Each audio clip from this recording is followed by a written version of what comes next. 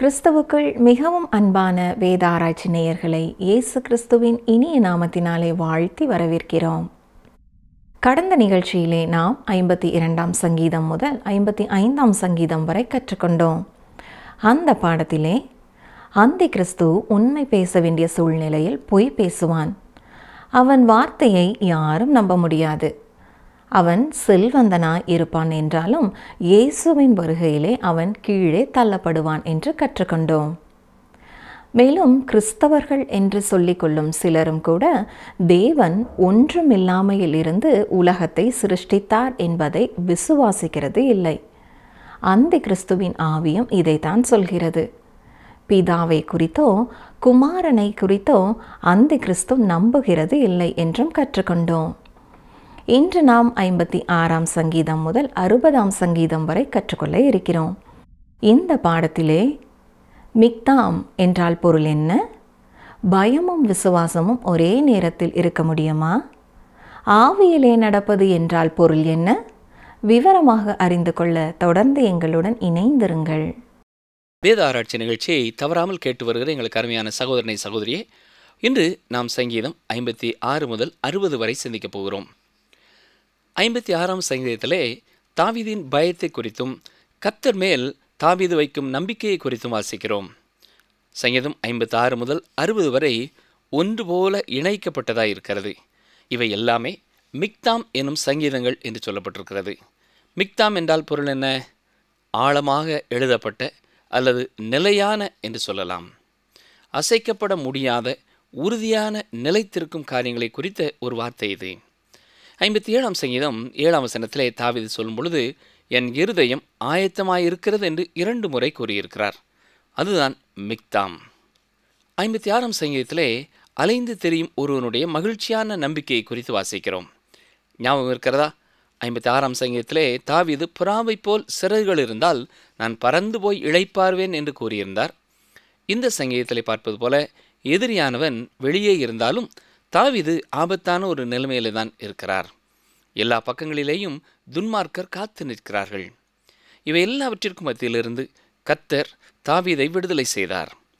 இந்த சங்கீதத்திற்கான சரித்திர பின்னணியம் காத் எனும் இடத்திலே பெலிஸ்தியர் தாவீதை கைப்பற்றும் சம்பவமாயிருக்கிறது. தாவீதினுடைய வாழ்க்கையில் ஏற்பட்ட இந்த அனுபவம் எதிர்காலத்திலே மகா உபத்திரவ காலத்திலே நடைபெறப்போகும் சூழ்நிலைக்கு ஒத்ததாயிருக்கிறது. இந்த எல்லா சங்கீதங்களிலேயும் தீர்க்க தரிசன சத்தியங்களை நாம் காண முடியும். தாவீதுடைய அனுபவத்திற்கும் இஸ்ரவேலரின் எதிர்கால அனுபவத்திற்கும் இடைப்பட்டிருக்கிற நமக்கும் இது அருமையான செய்தி சொல்லுகிறது. நம் ஒவ்வொருவருடைய இருதயத்திற்கும் ஏற்ற சங்கீதங்கள் சங்கீத புத்தகத்திலே உண்டு. இந்த சங்கீதத்திற்கு கொடுக்கப்பட்டிருக்கிற தலைப்பு, பெலிஸ்தியர்கள் தாவீதை காத்தூரில் பிடித்தபோது யோனாத் ஏலம் ரிக்கோகிம் என்னும் வாத்தியத்தில் வாசிக்கும்படி தாவீது பாடி ராக தலைவனுக்கு ஒப்புவிக்கப்பட்ட மிக்தாம் என்னும் சங்கீதம் என்று சொல்லப்பட்டிருக்கிறது. சங்கீதம் 56 முதல் 3 வசனங்களை வாசிக்கிறேன். தேவனே, எனக்கு இரங்கும். மனுஷன் என்னை விழுங்க பார்க்கிறான். நாள்தோறும் போர் செய்து என்னை ஒடுக்குகிறான்.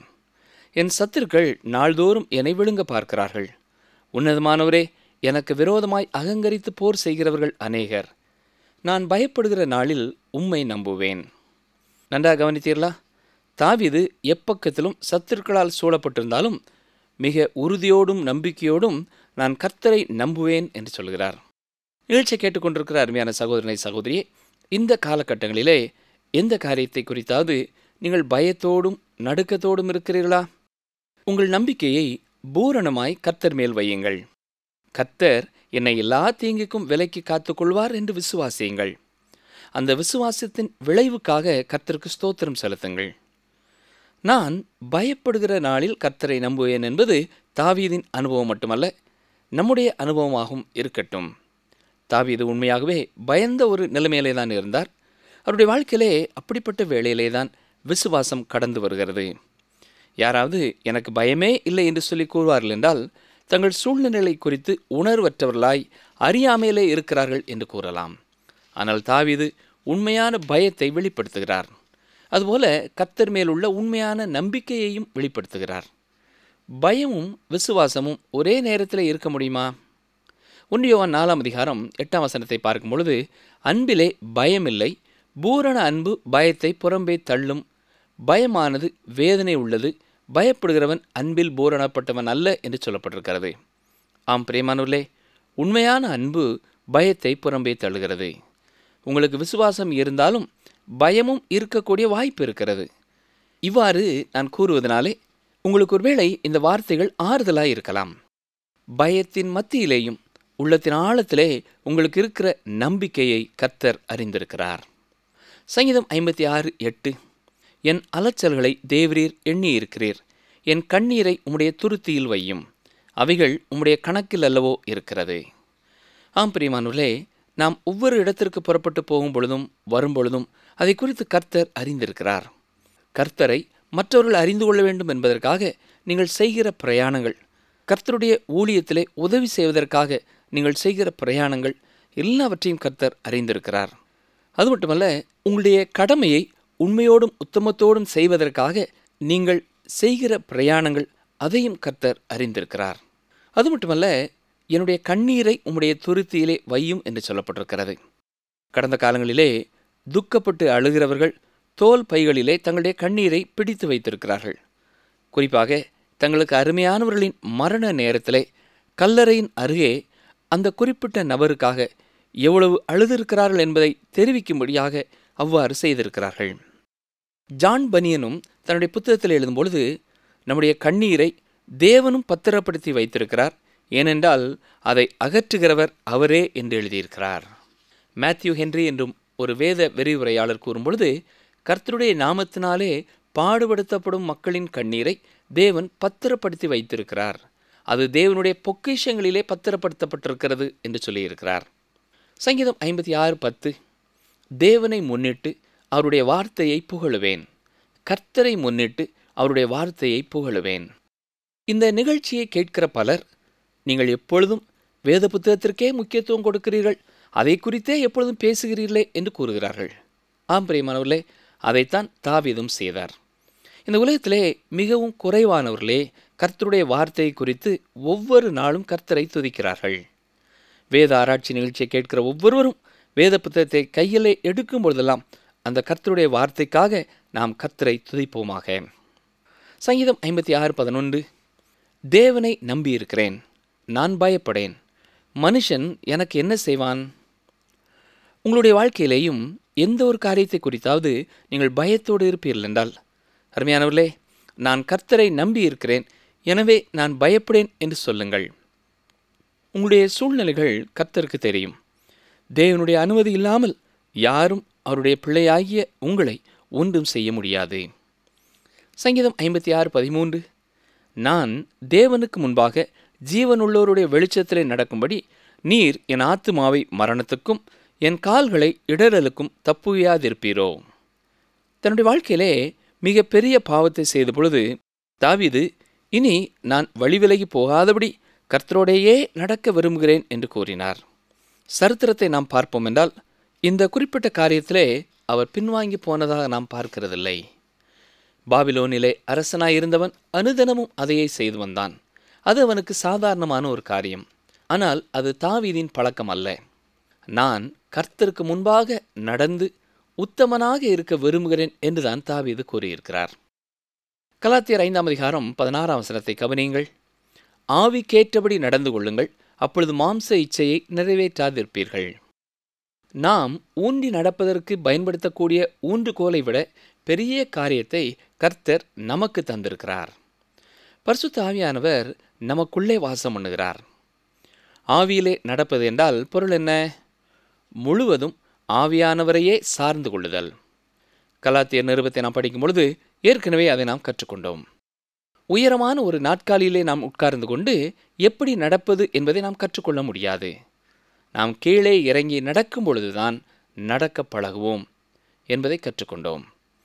நடக்க நடக்க தூய ஆவியானவரில் நடப்பது, ஆவிக்கேற்றபடி நடப்பது பழக்கப்பட்ட ஒரு காரியமாகும். ஒருவேளை ஆரம்ப காலங்களிலே நடக்க பயிலும் பொழுது விழுந்து எழும்பலாம். நாம் எழுந்து உடனே தூசியை தட்டி உதறி மீண்டும் நடக்க துவங்க வேண்டும். அதை குறித்த கருத்துள்ளவர்களாயிருப்போம் என்றால், ஒவ்வொரு நாளும் நம்மை அவருக்கு அர்ப்பணித்து ஆவியிலே நடப்போம் என்றால், தூய ஆவியானவர் நமக்கு துணை செய்கிறவராய் இருக்கிறார். இப்பொழுது 57ஆம் சங்கீதத்தை பார்ப்போம். இது 2வது மிக்தான் சங்கீதம். இந்த முகவுரையிலே அல்தஷ்கேத் என்னும் ஒரு வார்த்தையை பார்க்கிறோம். இதன் பொருள் அழித்து விடாதே என்பதாகும். இதற்குண்டான உண்மையான அர்த்தத்தை குறித்து சங்கீதத்திலே படிக்கும் பொழுது நாம் மேலும் தெரிந்து கொள்ளலாம். இந்த சங்கீதத்தின் முகவுரையை வாசிக்கிறேன், கவனியுங்கள். தாவீது சவுலுக்கு தப்பியோடி கெபியில் ஒதுங்குகையில் தனக்கு நஷ்டம் நேரிடாதபடி அல்தஷ்கேத் என்னும் வாத்தியத்தில் வாசிக்க தாவீது பாடி ராகத் தலைவனுக்கு ஒப்புவித்த மிக்தாம் என்னும் சங்கீதம். எங்கேதி என்னும் இடத்திலே சவக்கடலுக்கு அருகிலே பலமுறை தாவீது குகைகளிலே வசித்து வந்திருக்கிறார். இது கடல் மட்டத்திற்கு கீழானதும் வெயில் காலங்களிலே மிக உஷ்ணம் உள்ளதுமாயிருக்கும். குளிர்காலத்திலே மிக அருமையான ஒரு இடமாயும் அது இருக்கும். அது கரடு முரடான ஒரு பகுதி.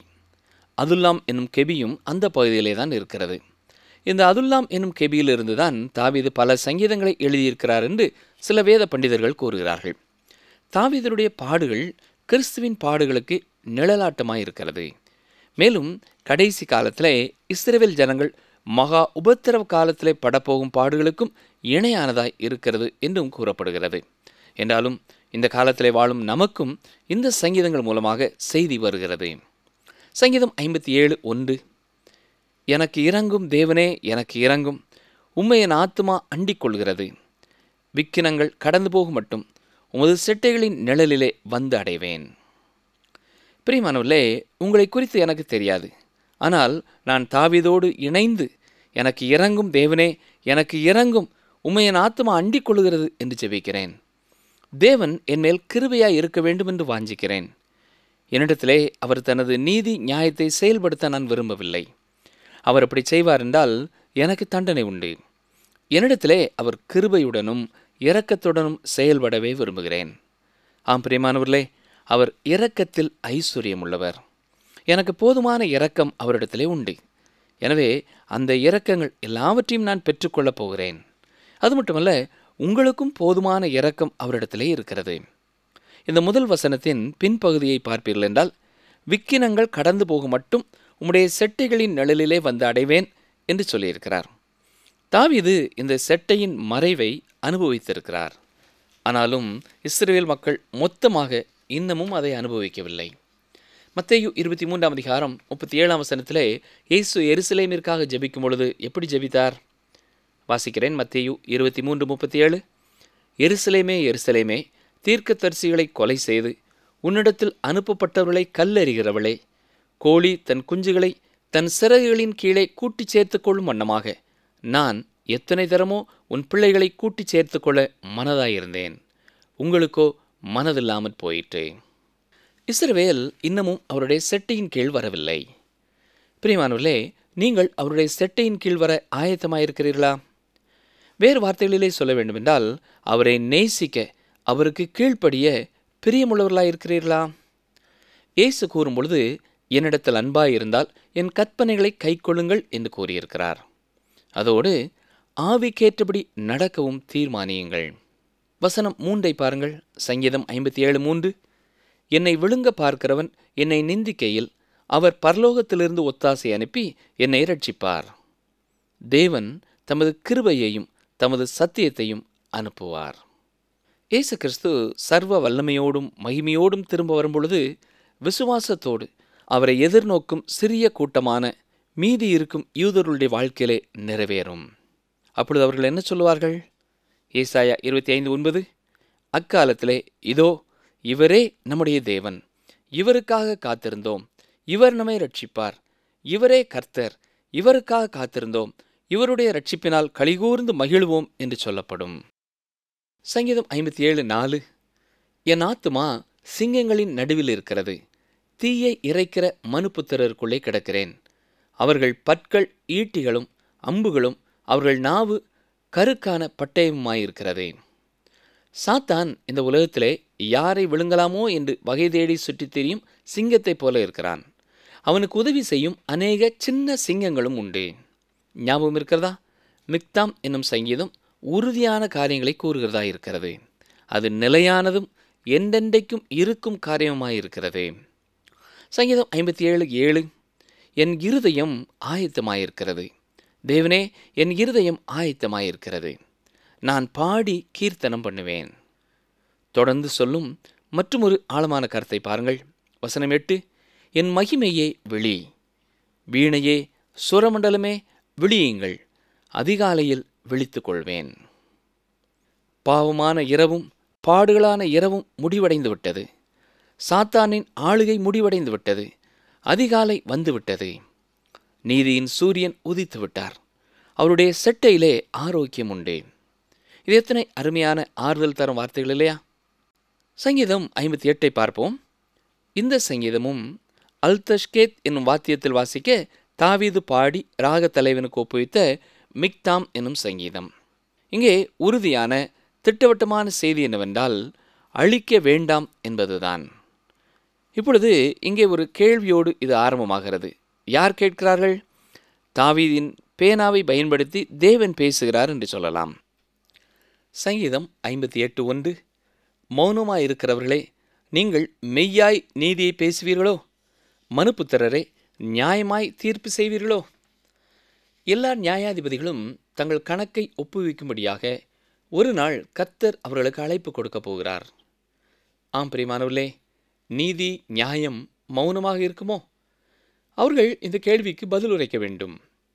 இப்பொழுது தாவீதிற்கு எதிரானவர்கள் தாவீதை சுற்றி இருக்கிறார்கள்.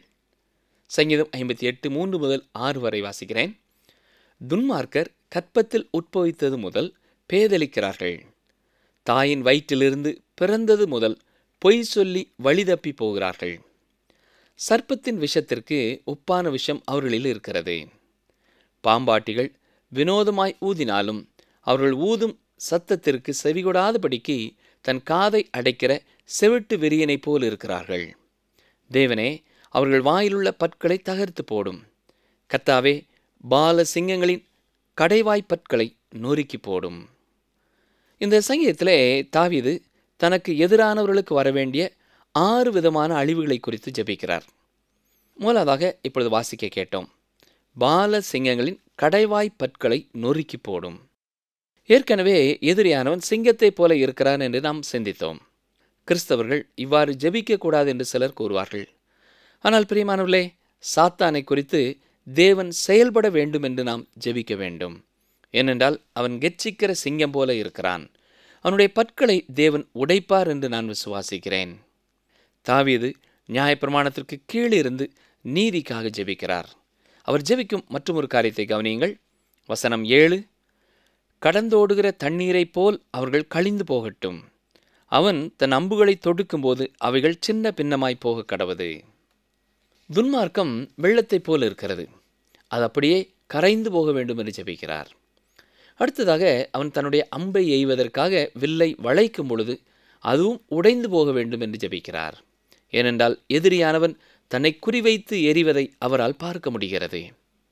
சங்கீதம் 58:8, கரைந்து போகிற நத்தையைப் போல் ஒளிந்து போவார்களாக, ஸ்திரீயின் முதிரா பிண்டத்தைப் போல் சூரியனை காணாதிருப்பார்களாக. 4வதாக நத்தையைப் போல கரைந்து போக வேண்டும் என்கிறார். தாவீது தங்கியிருந்த அந்த வனாந்தரமான இடத்திலே ஒரு விதமான மெலிவான நத்தை உண்டு.